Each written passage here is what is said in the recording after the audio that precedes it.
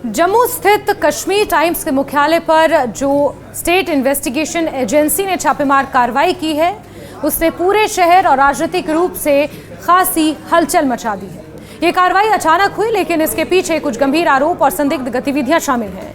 UAPA यानी unlawful prevention activities act के तहत कश्मीर टाइम्स पर एफआईआर दर्ज है और ये जो छापा आज स्टेट इन्वेस्टिगेशन एजेंसी ने मारा है, इसकी जांच का हिस्सा है।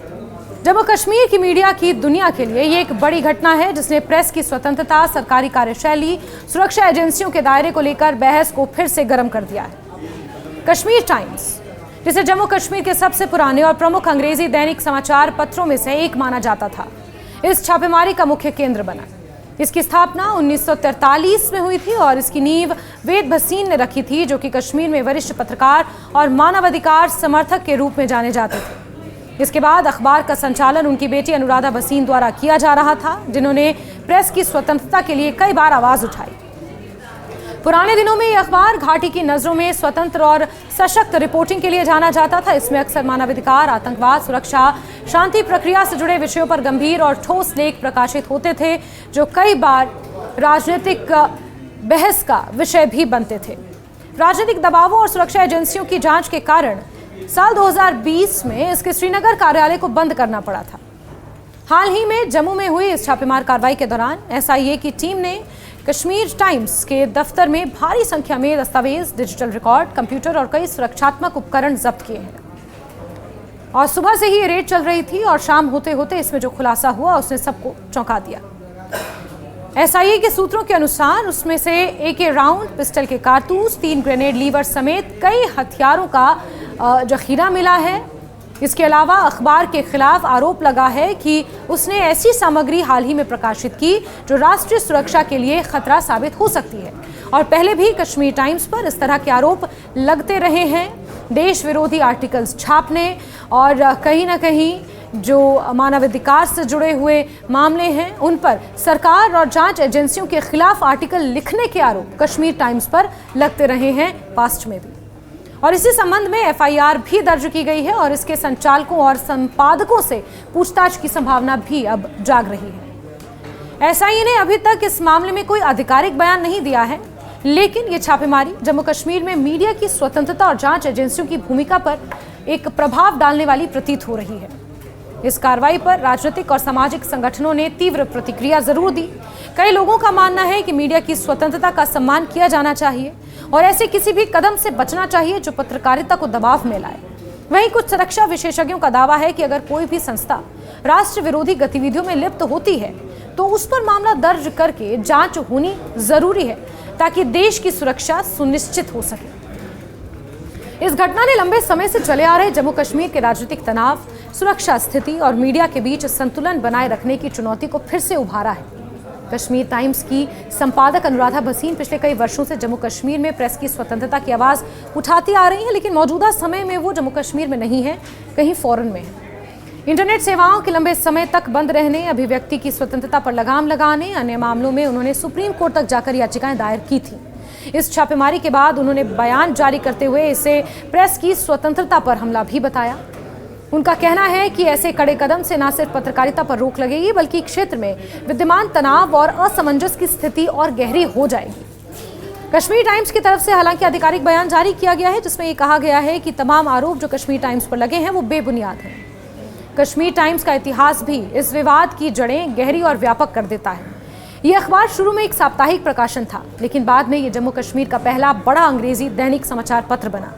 इसकी रिपोर्टिंग कई बार सरकार और सुरक्षा एजेंसियों को चुनौती देती दिखाई दी, जिसने इसे विवादों में भी डाल दिया। 2020 में जब इसका श्रीनगर कार्यालय बंद किया गया था, तब इसे भी राजनीतिक और आधिकारिक स्तर पर एक बड़ी घटना माना गया। उस समय भी प्रेस की स्वतंत्रता को लेकर व्यापक बहस हुई थी। इस छापेमारी ने कश्मीर और जम्मू के बीच की राजनीतिक और सामाजिक तनाव और उनकी दूरियों को बढ़ा दिया था। पत्रकारिता और अभिव्यक्ति की स्वतंत्रता की रक्षा की मांग करने वाले संगठनों ने जम्मू कश्मीर प्रशासन और केंद्र सरकार से अपील की है कि वो इस मामले में निष्पक्षता और पारदर्शिता बरते। उन्होंने कहा कि किसी भी न्यायिक कार्रवाई में इस बात का खास ध्यान रखा जाना चाहिए कि निर्दोष पत्रकारों पर दबाव ना बने और प्रेस का सहारा बनने वाली ये संस्था स्वतंत्र रूप से अपनी जिम्मेदारी निभा सके। लेकिन फिलहाल एसआईए की रेड में जो हथियारों का जखीरा एक तरह से बरामद हुआ है, उसके बाद इस तरह का होता हुआ कुछ नजर नहीं आ रहा। राष्ट्रीय स्तर पर भी मीडिया जगत और मानवाधिकार समूह इस कार्रवाई पर नजर बनाए हुए हैं। जम्मू कश्मीर के कुछ वरिष्ठ पत्रकारों की प्रतिक्रियाएं भी सामने आई हैं।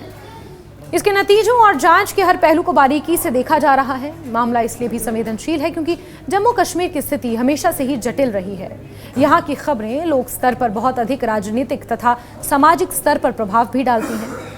इसके अतिरिक्त छापेमारी के दौरान जब्त की गई सामग्री के विश्लेषण का काम जारी है। जांच एजेंसी संदिग्ध गतिविधियों के तार कहीं अन्य आतंकवादी संगठनों या अवैध वित्तीय लेन देन तक भी जोड़ना चाहती है, उस तरह से भी जांच हो रही है। सूत्रों के अनुसार जांच में अभी ये पता लगाया जा रहा है कि कहीं अखबार की संपादकीय नीति या प्रकाशित रिपोर्ट से आतंकवादी या विवादास्पद तत्वों को समर्थन तो नहीं मिल रहा। इसलिए जांच में यह भी देखना जरूरी है कि अखबार की सामग्री किस प्रकार की है और वो क्या देश की सुरक्षा के लिए खतरा बन रही है या नहीं।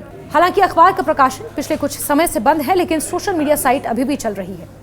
इस वक्त हम कश्मीर टाइम्स की ऑफिस के सामने खड़े हैं और कश्मीर टाइम्स ऑफिस की अगर हम बात करें तो मेरे कैमरामैन दिखाएंगे कश्मीर टाइम्स ऑफिस के बाहर जो आप ये पुलिस के कर्मी देख रहे हैं, लेकिन अंदर जो है इस कश्मीर टाइम्स ऑफिस जो एक न्यूज़पेपर जम्मू का है, यहाँ पे लगातार सुबह से ही एसआई की रेड चल रही है और एसआई की रेड सुबह तड़के से चल रही है। एक्चुअली ये जो रेड है ये एक एफआईआर जो दर्ज हुआ था जो कश्मीर टाइम्स की मालकिन के खिलाफ, उसके बाद लगातार कश्मीर टाइम्स की अगर हम श्रीनगर ब्रांच की बात करें तो वहाँ पे भी पिछले साल रेड की गई थी और इस साल भी अब जो आज सुबह रेड की गई है एसआई की तरफ से। और जो अभी तक हमें जानकारी मिलेगी, हालांकि ऑफिशियली इसका अभी इंतज़ार रहेगा, लेकिन जो सूत्र कह रहे हैं कि AK-47 और पिस्टल के कुछ राउंड्स मिले हैं वहाँ से और जो ग्रेनेड होता है उसके पिन्स मिले हैं। अब जो पूरा मामला क्या है, कितना सामान मिला है, वो तो आगे वाले जांच में पता चलेगा जब ऑफिशियल रिकॉर्ड होगा। लेकिन फिलहाल जो कुछ सामान तो कुछ एमिनेशन तो मिला है और कुछ राउंड्स जिस तरह मैंने कहा AK-47 राइफल और पिस्टल्स के वो मिले हैं और ग्रेनेड्स के कुछ लीवर पिन्स मिले हैं। तो फिलहाल जांच चल रही है और जांच में क्या निकल के सामने आ रहा है, लेकिन फिलहाल कश्मीर टाइम्स के जो मालिक हैं वो इसको रिजेक्ट कर रहे हैं। वो ये कह रहे हैं कि उनके खिलाफ साजिश की जा रही है, लेकिन जो पुलिस है, एसआई है या बाकी एजेंसीज हैं वो पूरी तरह से खंगाल रहे हैं चीज़ों को। पहले ही सुबह ही कंप्यूटर और लैपटॉप यहाँ से सीज किए गए थे और उसके बाद अब जो है एसआई ने कुछ जो ऑफिशियली इसका अभी इंतज़ार रहेगा, लेकिन कहा जा रहा है कि कुछ सामान भी यहाँ पे जो एमिनेशन हैं उनको रिकवर किया है। तो फिलहाल तलाशी चल रही है। अभी कश्मीर टाइम्स ऑफिस के अंदर जो है बिल्कुल तलाशी चप्पे चप्पे की ली जा रही है और जो डॉक्यूमेंट्स यहाँ पे मिले हैं, लैपटॉप मिला है, कंप्यूटर्स मिले हैं, उनको भी खंगाला जा रहा है और कुछ और चीज़ें यहाँ पे मिल सकती है। लेकिन अभी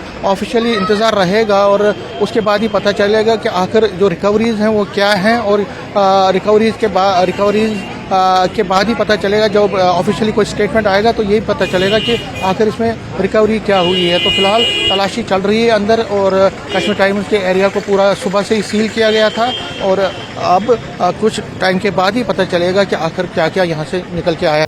सरकार के इस कदम ने पत्रकारिता, अभिव्यक्ति की स्वतंत्रता और देश की सुरक्षा के बीच संतुलन स्थापित करने की बहस को एक नया आयाम दिया है। हर कोई जानना चाहता है कि इस मामले में आगे क्या कदम उठाए जाएंगे और इससे जम्मू कश्मीर के सामाजिक ताने बाने पर क्या असर पड़ेगा।